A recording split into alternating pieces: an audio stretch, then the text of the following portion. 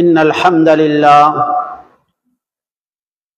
نحمده ونستعينه ونستغفره ونعوذ بالله من شرور أنفسنا ومن سيئات أعمالنا من يهده الله فلا مضل له ومن يضلله فلا هادي له وأشهد أن لا إله إلا الله وأشهد أن محمدا عبده ورسوله أما بعد فقد قال الله تعالى في كلامه العزيز أعوذ بالله من الشيطان الرجيم يا أيها الناس اتقوا ربكم الذي خلقكم من نفس واحدة وخلق منها زوجها وبث منهما رجالا كثيرا ونساء واتقوا الله الذي تساءلون به والأرحام إن الله كان عليكم رقيبا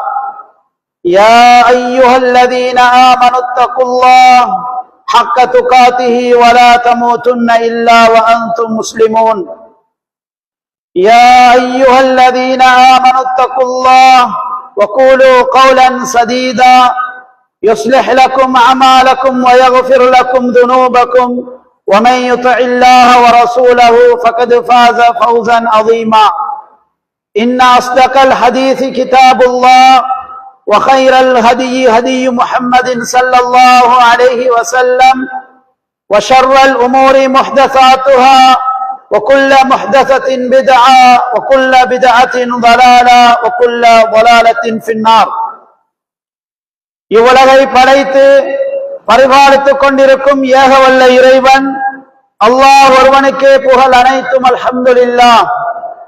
இவ்வுலகிற்கு இறுதி தூதராக அனுப்பப்பட்ட எம்பெருமானார் முஹம்மது ஸல்லல்லாஹு அலைஹி வஸல்லம் அவர்கள் மீதும் அவருடைய வழிமுறையை பின்பற்றி வாழ்ந்த சஹாபாக்கள், தாபிஈன்கள், தபஉ தாபிஈன்கள், இன்னும் முஃமினான நல்லடியார்கள் அனைவர் மீதும் அல்லாஹ்வின் ஸலாத்தும் சாந்தியும் என்றென்றும் நிலவட்டுமாக என்று இறைவனை பிரார்த்தித்தவனாக புனிதமிக்க ஜும்ஆவை மேலாக மதித்து அல்லாஹ்வுடைய இறை இல்லம் நாடி வந்திருக்கும் என் அன்பு சகோதரர்களே, அல்லாஹ்வின் நல்லடியார்களே, அல்லாஹ்வும் அவருடைய தூதர் ஸல்லல்லாஹு அலைஹி வஸல்லம் அவர்களும் எந்த நல்ல காரியங்களை நம்முடைய வாழ்விலே எடுத்து நடந்து கொள்ளுமாறு ஏவி இருக்கின்றார்களோ அவைகளை நாம் எடுத்து நடந்து கொள்ளுமாறும், எத்தீய காரியங்களை தவிர்ந்து கொள்ளுமாறு எம்மை எச்சரிக்கை செய்திருக்கின்றார்களோ அவைகளை நாம் முற்றாக தவிர்ந்து கொள்ளுமாறும் முதலில் எனக்கும் அப்பால் உங்களுக்கும் அன்புடன் உபதேசம் செய்கின்றேன்.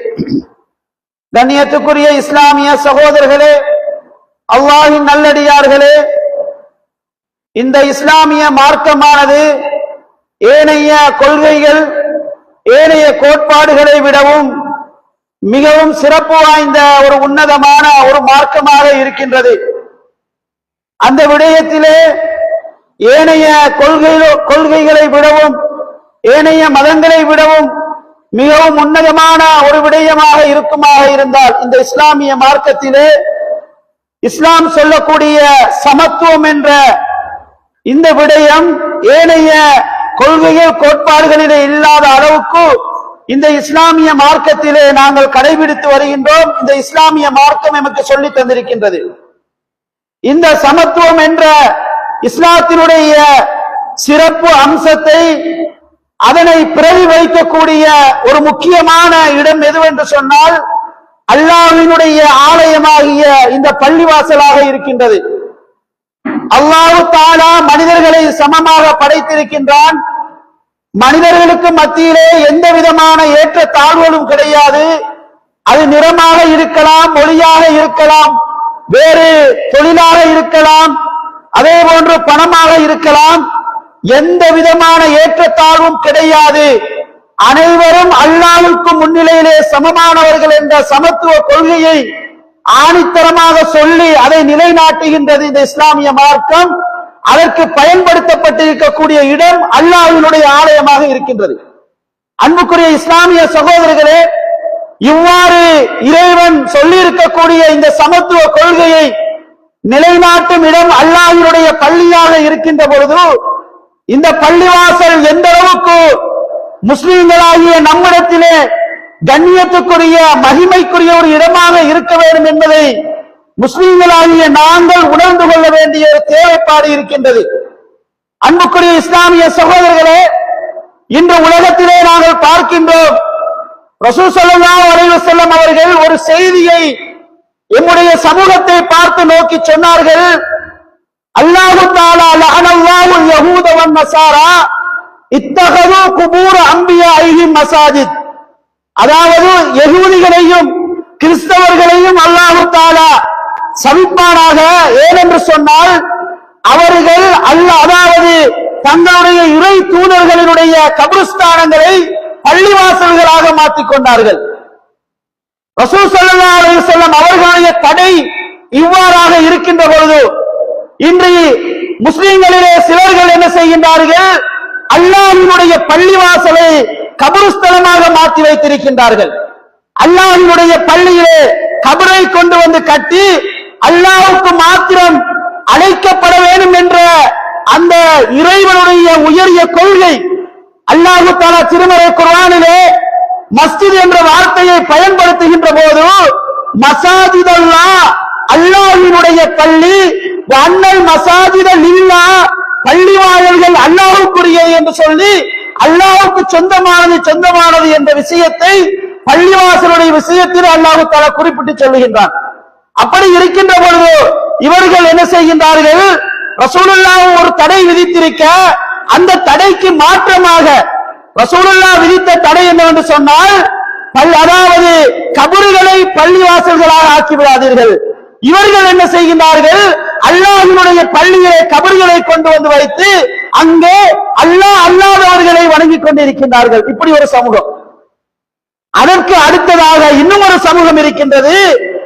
அவர்கள் வழிகாட்டிலே நிரந்தரமாக வழிகாட்டிலே இருக்கின்றார்கள். அதில் எந்தவித சந்தேகம் கிடையாது.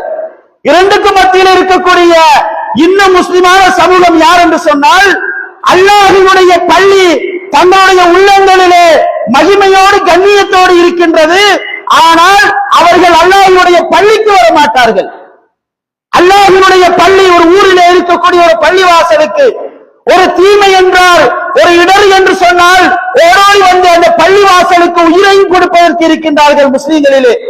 ஆனால் அதே பள்ளிவாசலுக்கு வந்து அல்லாஹ்வினுடைய ஐங்கால தொழுகையை நிறைவேற்றுவதற்கு அவர்களுடைய உள்ளம் அவர்களுக்கு இடம் கொடுப்பது கிடையாது.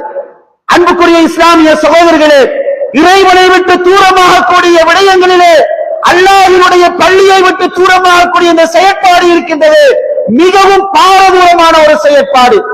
நம்முடைய இளைஞர்கள், நம்முடைய சமூகத்திலே உள்ள முஸ்லிம்கள் எல்லாரும் இன்று பள்ளி வாசலை விட்டு தூரத்திலே சென்று கொண்டிருப்பதன் காரணமாக அவர்களுக்கு அதிகமான ஓய்வு நேரங்கள் காணப்படுகின்றன. அதிகமான ஓய்வு நேரங்கள். ஐந்தால தொழுகையை சரியான முறையிலே பள்ளி வாசலில் வந்து தொழுது கொண்டிருப்போமாக இருந்தால் எனக்கு ஓய்வு நேரம் கிடைக்காது. நாம் எம்முடைய வாழ்நாளிலே ஒரு நாளையிலே எம்முடைய தொழுகைக்காக வேண்டி ஒரு பகுதியை ஒதுக்கி விடுகின்றோம். இன்னும் ஒரு பகுதியை எம்முடைய குடும்பத்துக்காக ஒதுக்கி விடுகின்றோம். இன்னும் ஒரு பகுதியை எம்முடைய சம்பாத்தியத்துக்கு ஒதுக்கி விடுகின்றோம். இப்படி எம்முடைய அன்றாட காலம் ஓடிக்கொண்டே இருக்கும். ஆனால் அல்லாஹ்வினுடைய பள்ளியில் வந்து ஐந்தால தொழுகையை சரியான முறையிலே நிறைவேற்றாததன் காரணமாக இன்று முஸ்லிம்களுக்கு மத்தியிலே, குறிப்பாக இளைஞர்களுக்கு மத்தியிலே அதிகமான ஓய்வு நேரம் காணப்படுகின்றன. அந்த ஓய்வு நேரங்களை என்ன செய்ய வேண்டும் என்று தெரியாமல் பாவ காரியங்களிலும் அனாச்சாரங்களிலும் இன்று முழுமையாக ஈடுபட்டுக் கொண்டிருக்கின்றார்கள். பிழையான வியாபாரங்களில், சமூக துரோகமான வியாபாரங்களில் இன்று சமூகத்திலே தாண்டவமாடிக்கொண்டிருக்கின்றது. இதுக்கெல்லாம் காரணம் என்ன தெரியுமா? அல்லாஹ்வை பற்றி ஞாபகப்படுத்த வேண்டிய ஒரு நாளைக்கு 5 நேரங்கள் இருக்கின்ற அந்த நேரத்தில் அல்லாஹ்வினுடைய பள்ளியிலே வந்து அந்த ஞாபகப்படுத்துதல் இல்லாததன் காரணமாக நாம் பள்ளியை விட்டு தூரமாகிவிட்டோம். அல்லாஹ்வும் எம்முடைய பொறுப்பிலிருந்து தூரமாகி கொண்டு போகின்றான். அன்புக்குரிய இஸ்லாமிய சகோதரர்களே, அல்லாஹ் வந்து ஒரு மனிதனை, ஒரு முஸ்லிமை, அதாவது நாங்கள் விளங்கிக் கொள்ள வேண்டும். நாம் இந்த பள்ளியை விட்டு தூரமாக நாம் இறைவனை பற்றிய அச்சம், இறைவனை பற்றிய பயம், இந்த இஸ்லாமிய மார்க்கத்தின் மீது இருக்கின்ற கண்ணியம், இதை பற்றிய அந்த இறையச்சங்கள் எல்லாம் நம்முடைய உள்ளத்தில் இருந்து கொஞ்சம் கொஞ்சமாக நீங்கிக் கொண்டு செல்லும் சகோதரர்களே. எனவே அல்லாஹ்வினுடைய பள்ளிவாசல் என்பது மிகவும் முக்கியமான ஒன்று. அதை நம்முடைய உள்ளத்திலே மாத்திரம் இருந்தால் மாத்திரம் போதாது.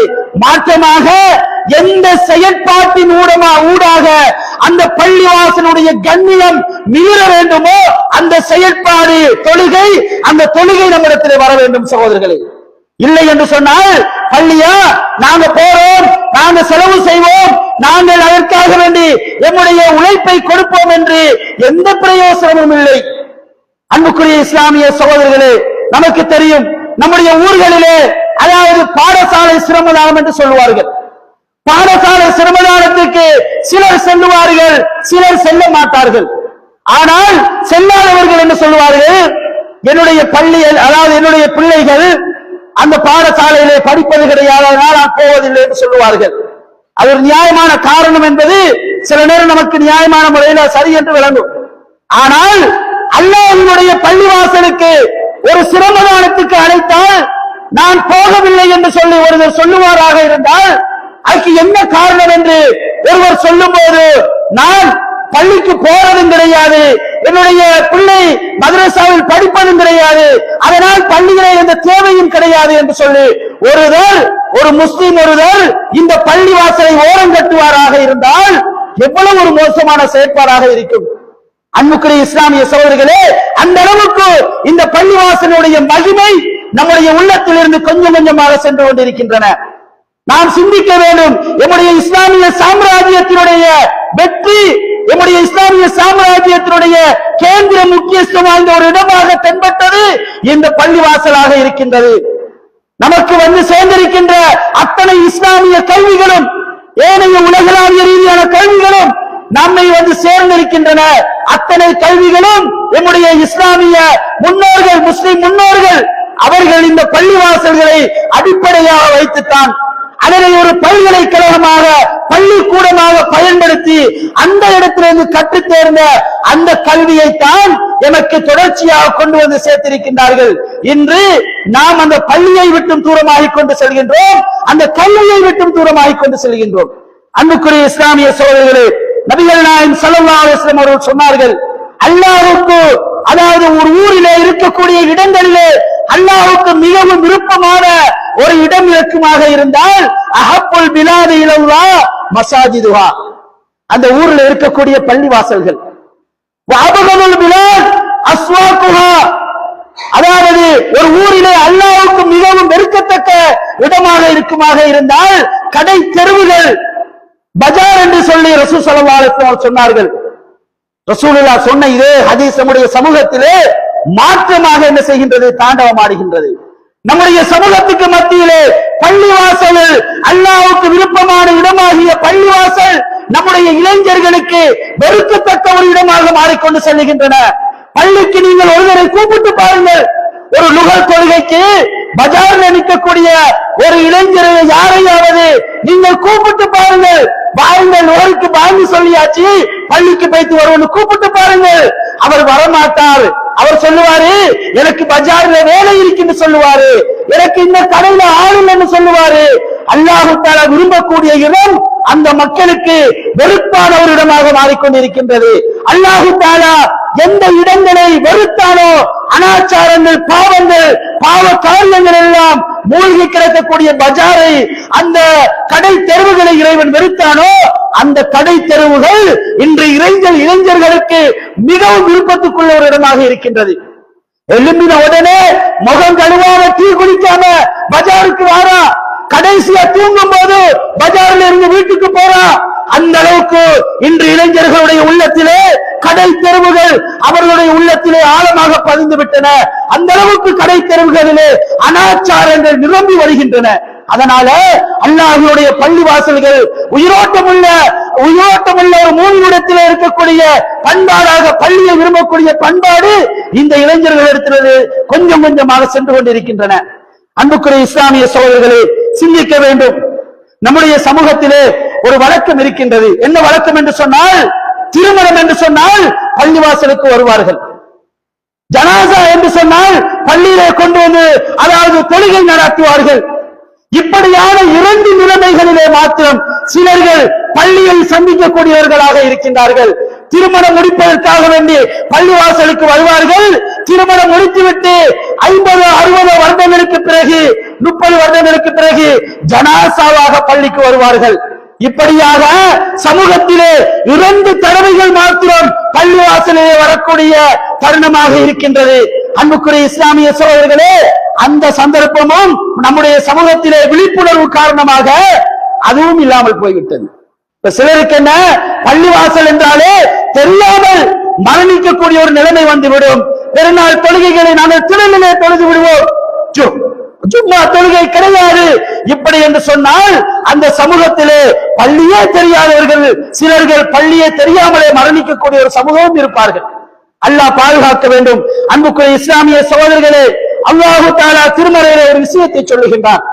என்ன விடயம் என்று சொன்னால், இன்னமா யஅமுரு மஸாஜிதல்லாஹி மன் ஆமன பில்லாஹி வல் யௌமில் ஆகிர் என்று சொல்லிவிட்டு அல்லாஹு தஆலா தொடர்ச்சியாக அந்த வசனத்தில் சொல்றான், இந்த பள்ளிவாசல்களை நிர்வகிப்பவர்கள் தொழுகையாளிகள் என்று சொல்லுகின்றான்.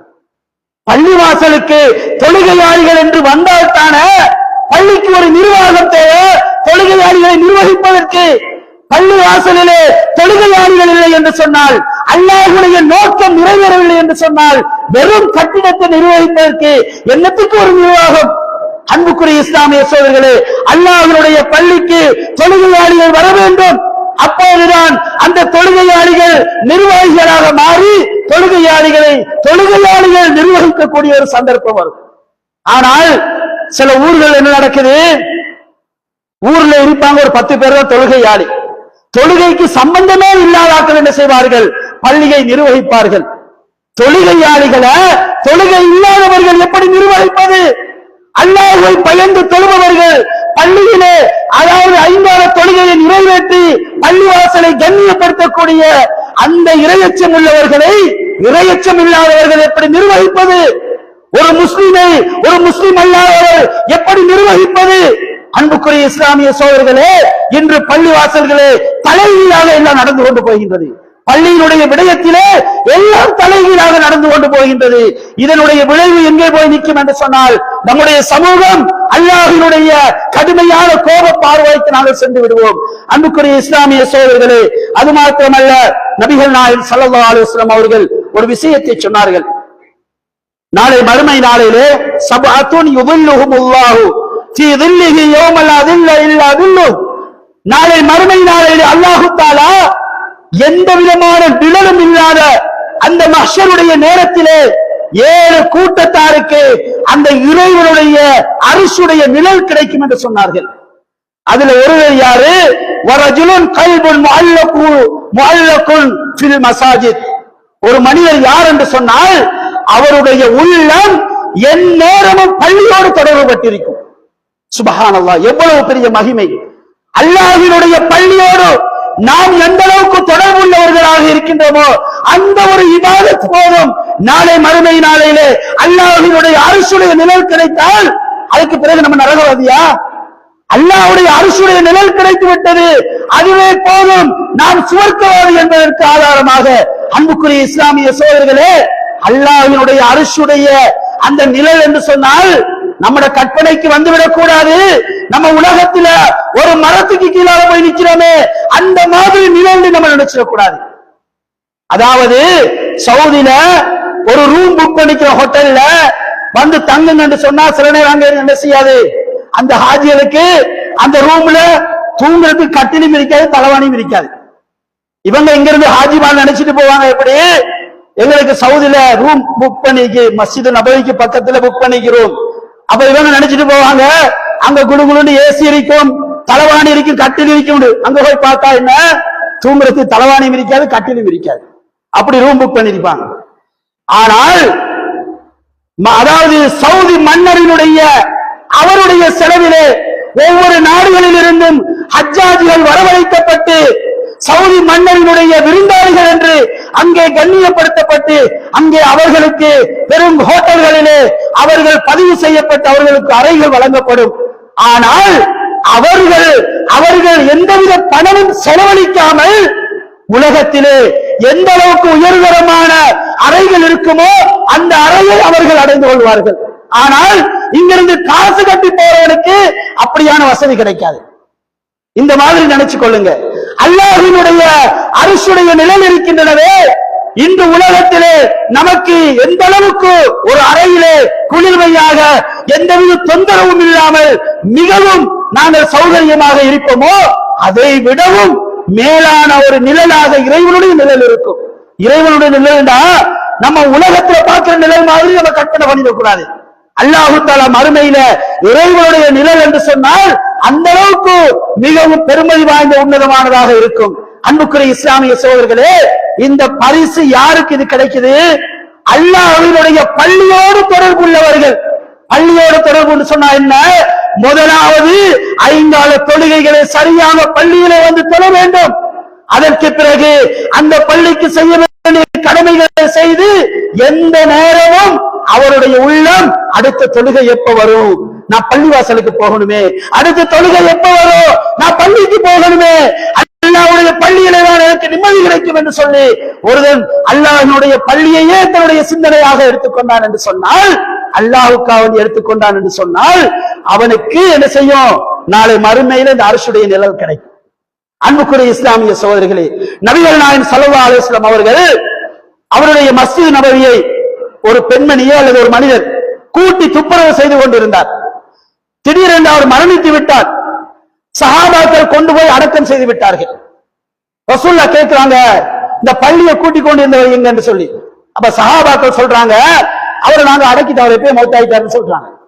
ரசூலுல்லாஹ் எங்க அடக்கிறீங்கன்னு போய் கபூரடியில நின்று அவருக்காக வேண்டி பிரார்த்தனை செய்யறாங்க தொழுவிச்சு. அன்புக்குரிய இஸ்லாமிய சகோதரர்களே, அந்த அளவுக்கு ரசூலுல்லாஹ்வுடைய அதாவது பிரார்த்தனை அல்லாஹ்வினுடைய பள்ளியை துப்புரவு செய்த ஒரு மனிதருக்கு கட்டாயம் என்னுடைய பிரார்த்தனை என்னுடைய தொழுகை கிடைக்க வேண்டும் என்றுதான் ரசூலுல்லாஹ் போய் ஜனாசா கபருக்குள்ள இருந்தாலும் போய் மேல நின்று தொழுகை நடத்துறாங்க. ஏனென்று சொன்னால் ஜனாசா தொழுகை எப்ப வரும் என்று சொன்னால், ஜனாசா பூமிக்கு மேல இருந்தால் தான் ஜனாசா தொழுகை வரும். ஜனாசா முன்னுக்கு இருந்தால் தான் ஜனாசா தொழுகை. ஜனாசா இல்லைன்னு சொன்னா ஜனாசா தொழுகை இல்ல. ஜனாசா தொழுகை எப்ப வரும்? ஜனாசா இருந்தா தான் ஜனாசா தொழுகை, பெருநாள் வந்தால் தான் பெருநாள் தொழுகை என்ற மாதிரி ரசூலுல்லாஹ் வந்து அந்த பெண்மணிக்கு மாத்திரம் விசேடமாக செய்து முடித்தார்கள். இந்த ஹதீஸத்தான் சிலர்கள் ஆதாரமாக வைத்துக் கொண்டு ஜனாசாவை அடக்கினாலும் என்ன செய்யலாம், போய் நம்மளுக்கு கொஞ்சம் டைம் பிந்திட்டு என்று சொன்னா போய் தொழலாம் என்று சொல்லி கபருடன் நின்று தொழுவாங்க. ஆனா சில அறிஞர்கள் அந்த ஹதீஸ் ஆதாரமாக எடுத்தாலும், ஆனால் ஜனாசா இல்லாமல் தொழ முடியாது. ஜனாசா இல்லாமல் தொழ முடியாது. அது ரசூலுல்லாஹ்வுக்கு மாத்திரம் பிரத்யேகமான ஒரு விடயம் என்பதை நம்ம விளங்கிக் கொள்ளணும். அது எப்படி விளங்குவோம் என்று சொன்னால், இதே மாதிரியான கண்ணியத்துக்குரிய சஹாபாக்கள் எத்தனையோ பேர் அவர் ரசூலுல்லாஹ் இல்லாத நேரத்தில் எல்லாம் மூத்தாகி இருக்கிறாங்க. அவர்களுக்கெல்லாம் ரசூலுல்லாஹ் என்ன செஞ்சிருக்கணும்? யுத்தத்துக்கு போய் வந்த உடனே அவர்களுக்கெல்லாம் என்ன செஞ்சிருக்க ரசூலுல்லாஹ் இதே மாதிரி போய் தொழுவிச்சிருக்கணும். தொழுவிச்சு இருந்தால்தான் இது ஒரு சுன்னத்தான ஒரு வழிமுறைன்னு இருக்கலாம். ரசூலுல்லாஹ் விசேடமாக ஒருவருக்கு மாத்திரம் செய்திருக்கிறாரு. அதே மாதிரியாக இன்னும் பலருக்கு செய்யக்கூடிய சந்தர்ப்பம் இருக்குது, இருந்து ரசூலுல்லாஹ் செய்யல என்று சொன்னா இது இந்த விஷயத்துல ரசூலுல்லாஹ்வுக்கு மட்டும் விசேடமான ஒரு செய்தி நம்ம விளங்கிக் கொள்ளணும். அன்புக்குரிய இஸ்லாமிய சகோதரர்களே, எனவே அல்லாஹ்வினுடைய பள்ளி என்பது மிகவும் கண்ணியத்துக்குரிய ஒரு இடமாக மாத்திரம் நம்முடைய உள்ளத்திலே இருந்து விடக்கூடாது. மாற்றமாக அது நம்முடைய செயல் ரூபத்திலே வர வேண்டும். அதன் காரணமாக நாமும் நம்முடைய சமூகமும் இன்று வரை அதாவது இறுதி வரைக்கும் அல்லாஹ்வினுடைய பள்ளியை நாங்கள் கண்ணியப்படுத்துவோமாக இருந்தால் நிச்சயமாக நம்முடைய சமூகம் ஒரு முன்னேற்றகரமான ஒரு சமூகமாக வந்து கொண்டிருக்கும். எந்த ஊர்ல போய் பாருங்க, பள்ளிக்கு சம்பந்தமே இல்லை என்று சொன்னா அங்க ஒற்றுமை இருக்காது. ஏன்னா நம்ம ஒற்றுமைப்படுற இடம் பள்ளிவாசல், விட்டு கொடுக்கிற இடம் பள்ளிவாசல். நம்ம சந்தோஷமாக கதைத்து சிரித்து நமக்கு மத்தியிலே அன்பை பரப்பிக் கொள்ற சுகம் விசாரிச்சு கொள்ற இடம் பள்ளிவாசல். இந்த பள்ளிவாசல்ல நம்ம வந்து சந்திக்கவில்லை என்று சொன்னால் வேற எங்கேயும் சந்தர்ப்பம் கிடைக்காது, டைம் இருக்காது, பிஸியாக தெரிந்து கொண்டிருப்போம். அல்லாஹ்வுக்காக என்று ஒதுக்கின நேரம் மட்டும்தான் நம்ம பிஸி இல்ல. அந்த நேரத்தில் நம்ம எல்லா விஷயத்தையும் செய்து கொள்ளலாம். இது இல்லை என்று சொன்னால் அந்த ஊர்ல ஒற்றுமை என்பது கொஞ்சம் ஆட்டமாகத்தான் இருக்கும்.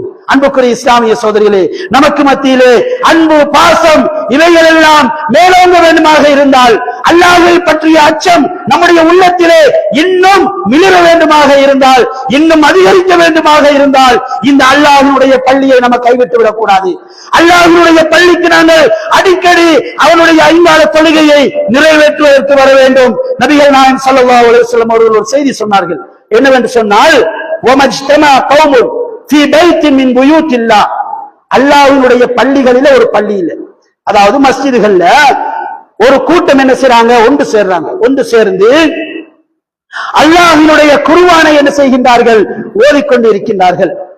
வயததாரசூனஹு பைனஹும், அவர்களுக்கு மத்தியிலே அல்லாஹ்வினுடைய அந்த கலாவுடைய விடய சம்பந்தமான மார்க்க விடயங்களை படித்துக் கொண்டு இருக்கின்றார்கள். இப்படி ஒரு சமூகம் அல்லாஹ்வினுடைய பள்ளியில செய்து கொண்டிருப்பார்களாக இருந்தார். இந்த ஹதீஸ்ல ரசூலுல்லாஹ், அதாவது பைத்தும் மின் புயூத்தில்லாஹ், அல்லாஹ்வினுடைய பள்ளியில ஒரு பள்ளின்னு சொல்லி குறிப்பிட்டு சொல்றாங்க.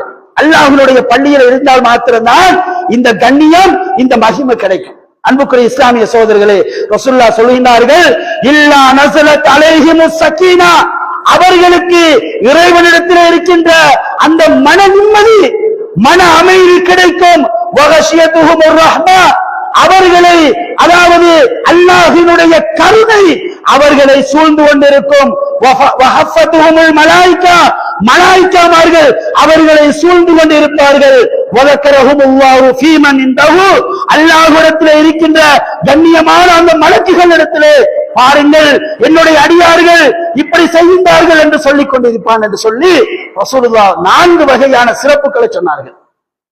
இப்ப நான் இந்த ஊர்ல இருக்கிறேன், என்ன போய் ஜனாதிபதி இடத்துல ஒருத்தர் சொல்றாரு, இப்படி இங்க, அதாவது முதலியார் ஒருத்தர் இன்னார் இருக்கிறாரு, அவரு நல்ல மனுஷர், அவர் இப்படித்தான் அப்படி முயற்சி, இவர் சமூக சேவை செய்யறாருன்னு சொன்னா எனக்கு எவ்வளவு பெரிய சந்தோஷமா இருக்கும். உதாரணத்துக்கு, இது உலகத்தினுடைய விஷயம். அதே மாதிரி அல்லாஹு தஆலா தன்னிடத்தில் இருக்கக்கூடிய மலக்குகளை பார்த்து சொல்றா, பூமியில இருக்கக்கூடிய இந்த குறிப்பிட்ட சிலர்கள் மாத்திரம் அல்லாஹ்வினுடைய பள்ளியில இருந்து கொண்டு என்னுடைய குர்ஆனை ஓதுகின்றார்கள், மார்க்க கல்வியை படித்துக் கொண்டிருக்கிறார்கள் என்று அந்த கண்ணியமான இடத்தில் நம்ம சொல்லிக் கொண்டிருப்பார். இதுவெல்லாம் அல்லாஹ்வினுடைய கருணை, அல்லாஹ்வினுடைய ரஹ்மத்தை நமக்கு அதிகரித்து தரக்கூடிய செயற்பாடுகள் அல்லவா? அல்லாஹ்வினுடைய சொர்க்கத்தை நமக்கு இன்னும் நெருக்கி தரக்கூடிய விடயங்கள் அல்லவா? மலாய்க்காமார்கள் சூழ்ந்து கொண்டிருப்பார்களாம்.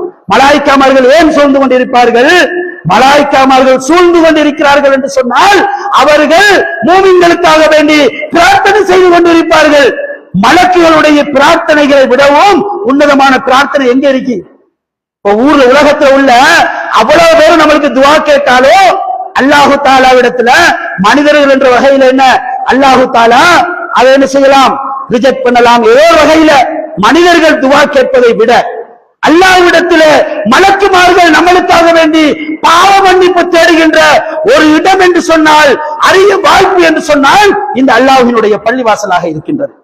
அன்புக்குரிய இஸ்லாமிய சோதரிகளே, அது மாத்திரமல்ல, எமக்கு மன நிம்மதி கிடைக்கின்றது. மன நிம்மதி.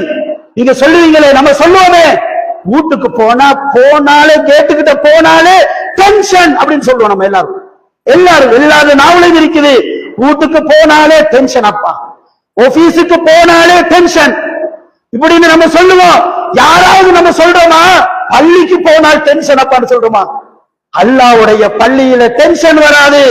அல்லாஹ்வுடைய பள்ளிக்கு வந்து விட்டோம் என்று சொன்னால் அல்லாஹ்வினுடைய மன நிம்மதி நமக்கு கிடைத்துவிடும்.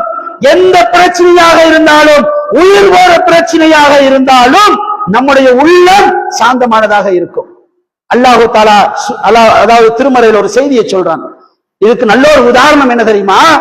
அபூபக்கர் சித்திக் ரலியல்லாஹு அன்ஹு அவர்களும் ரசூல் ஸல்லல்லாஹு அலைஹி வஸல்லம் அவர்களையும் மக்காவிலிருந்து குறைஷிகள் விரட்டி வருகின்றார்கள். அவர்கள் இடையிலே வந்து சௌர் குகையில என்ன செய்றாங்க, இருந்து விடுகின்றார்கள். பார்க்கின்றார்கள் அபூபக்கர் சித்திக் ரலியல்லாஹு அன்ஹு அவர்கள், காவிர்களுடைய கால் தெரியுது, பக்கத்துல நிக்கிறாங்க. கோட்டையால அப்படி பார்க்கிறாரு, காவிர்கள் பக்கத்துல நிக்கிறாங்க, கால் தெரியுது. நடுங்கிறார் அபூபக்கர் சித்திக் ரலியல்லாஹு அன்ஹு அவர்கள், பயப்படுகின்றார்கள்.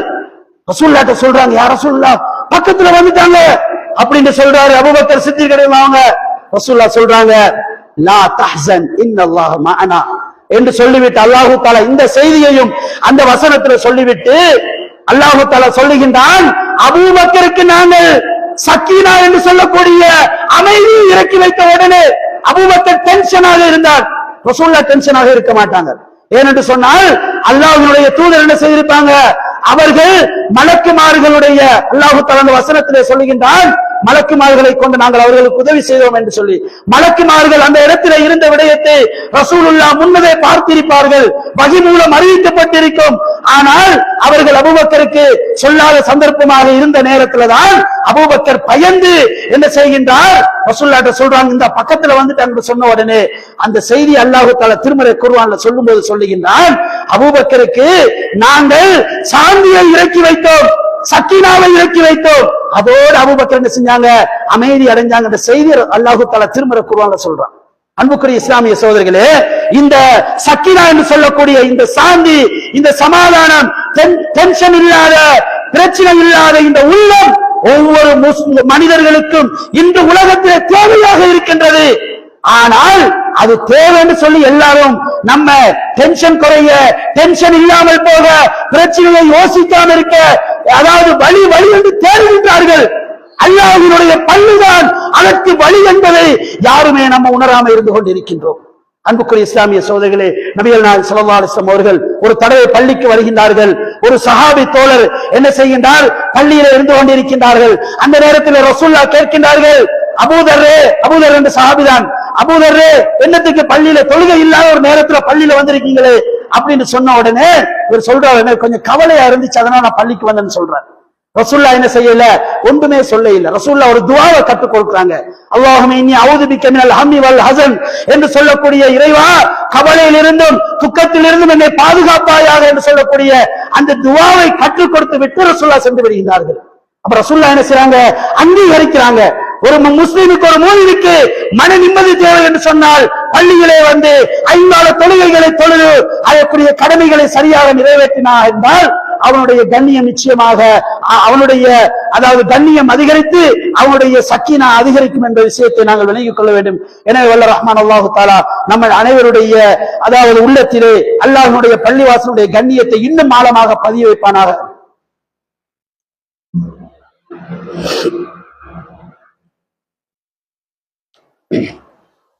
அல்ஹம்துலில்லாஹ் வஸ்ஸலாத்து வஸ்ஸலாமு அலா ரசூலில்லாஹ் முஹம்மது இப்னு அப்துல்லாஹ், அம்மா பஅத். கண்ணியத்துக்குரிய சகோதரர்களே, அல்லாஹ்வின் நல்லடியார்களே, அல்லாஹ்வுடைய பள்ளிவாசலுக்கு எவ்வளவு கண்ணியம் இருக்கின்றனவோ அதே போன்று அல்லாஹ்வுடைய பள்ளிவாசலுக்கு நாங்கள் வருகின்ற பொழுது எம்முடைய வருகைக்கும் அதற்கு கண்ணியம் இருக்கின்றது. ரசூல் ஸல்லல்லாஹு அலைஹி வஸல்லம் அவர்கள் சொன்னார்கள், மன் கதா இலல் மஸ்ஜிதி அவ் ராஹ அஅத்தல்லாஹு லஹு ஃபில் ஜன்னah நுஸுலன் குல்லமா கதா அவ் ராஹ, முத்தஃபக்குன் அலைஹ். ரசூலுல்லாஹ் சொன்னார்கள், யாராவது ஒருவர் பள்ளிக்கு காலையிலும் மாலையிலும் வருகிறார் என்று சொன்னால் அல்லாஹ் தஆலா சுவர்க்கத்தில அவருக்கு சொல்லி ஒரு ஸ்பெஷலான ஒரு அறையை வச்சிருப்பானா. இப்ப நம்ம வீட்டுக்கு ஒருவர் திடீர்னு வாரான்னு வைங்களேன், திடீர்னு வந்தா அவர் ரூம்ல தங்குவாரு, போயிருவார், அதாவது தங்கி முடிய போயிருவார் வீட்டை. ஆனால் ஒவ்வொரு நாளும் நம்முடைய வீட்டுக்கு அதாவது விசிட்டர்ஸாக வாராருன்னு சொன்னா, அதாவது நமக்கு விருப்பத்துக்குரிய ஒருவர் வாராரு என்று சொன்னா நம்ம என்ன செய்வோம், இன்னாருக்குன்னு ஒரு தனி ரூமை கட்டி ஒரு டொய்லெட்டை கட்டி அவருக்குன்னு ஒரு ஸ்பெஷலான ஒரு ஏற்பாடை செஞ்சு கொடுத்துருவோம். ஏன்னா அவர் வாரவரு கண்ணியமானவர், அதிலும் நம்ம வீட்டுக்கு வராரு அப்படின்னு சொல்லி நம்ம என்ன செய்வோம், ஒரு ஸ்பெஷலா என்ன செய்வோம், ஒரு செயற்பாடை செய்து கொடுத்துருவோம். அதே மாதிரி தான் ரசூல் ஸல்லல்லாஹு அலைஹி வஸல்லம் சொல்கின்றார்கள், அல்லாஹ்வினுடைய பள்ளிவாசலுக்கு வருகின்றவர்களுக்கு அல்லாஹ் தஆலா சுவர்க்கத்திலே நுஸுலன் ஒரு ஏற்பாட்டை செஞ்சு கொடுப்பான், அவர்களுக்கு சுவர்க்கத்திலே ஒரு அறையை கொடுப்பான் என்ற செய்தியை ரசூலுல்லாஹ் சொல்லி காட்டுகின்றார்கள். அன்புக்குரிய இஸ்லாமிய சகோதரர்களே, அது மாத்திரமல்ல, ரசூலுல்லாஹ் சொன்னார்கள், மன் தத்தஹர ஃபீ பைத்திஹி சும்ம மதா இலா பைத்தின் மின் புயூத்தில்லாஹ், வீட்டிலிருந்து உது செய்துவிட்டு அல்லாஹ்வினுடைய பள்ளிவாசல்களிலே ஒரு பள்ளிவாசலுக்கு யாராவது செல்வாராக இருந்தால், லியக்திய ஃபரீதத மின் ஃபராயிதில்லாஹ், அல்லாஹ்வினுடைய 5 கால தொழுகையை நிறைவேற்றுவதற்காக வேண்டி செல்வாராக இருந்தால், கானத் குதுவாத்துஹு இஹ்தாஹுமா தஹத்து ஹதியத்தன் வல் உக்ரா தர்ஃபு தரஜத்தன், அவர் வைக்கின்ற 2 எட்டுக்கல்ல ஒரு எட்டின் மூலமாக அவர் செய்த ஒரு பாவம் அளிக்கப்படும், அவருடைய ஒரு அந்தஸ்து தரஜா அதிகரிக்கும் என்று சொன்னார்கள்.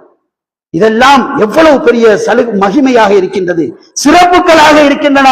இந்த அத்தனை சிறப்புகளையும் இன்று முஸ்லிம் சமூகத்திலே அதிகமானவர்கள் இழந்தவர்களாக, மரணிக்கும் வரைக்கும் இழந்தவர்களாக இருந்து கொண்டிருக்கின்றார்கள். அன்புக்குரிய இஸ்லாமிய சோழர்களே, அது மாத்திரமல்ல, இன்னும் ஏராளமான செய்திகளை நபிகள் நாயகம் ஸல்லல்லாஹு அலைஹி வஸல்லம் அவர்கள் இந்த பள்ளிக்கு வருவதனுடைய சிறப்பிலே வைத்திருக்கின்றார்கள். அழகான துஆவை கற்றுத் தந்திருக்கின்றார்கள். இப்படி ஏராளமான சிறப்புகளை பள்ளிக்கு வருவதன் மூலமாகவும் எமக்கு நன்மைகள் அதிகரிக்கின்றன, எம்முடைய பாவங்கள் மன்னிக்கப்படுகின்றன. எனவே வல்ல ரஹ்மான் அல்லாஹு தஆலா எம்முடைய உள்ளங்களிலே அல்லாஹு தஆலாவினுடைய பள்ளிவாசலை பற்றிய நல்ல அபிப்பிராயத்தை இன்னும் அதிகம் ஏற்படுத்தி, அல்லாஹ்வுடைய பள்ளிவாசலுடைய கண்ணியத்தை இன்னும் அதிகப்படுத்தி, அவனுடைய பள்ளிவாசலுக்கு அவனுடைய கடமையான தொழுகைகளை அதாவது வந்து நாங்கள் நிறைவேற்றக்கூடிய அல்லாஹ்வுடைய உன்னதமான உயர்வான அடியார்களாக மாறுவதற்கு வல்ல ரஹ்மான் எனக்கும் உங்களுக்கும் அருள் புரிவானாக. வாஹிரு தஅவானா அல்ஹம்துலில்லாஹி ரப்பில் ஆலமீன்.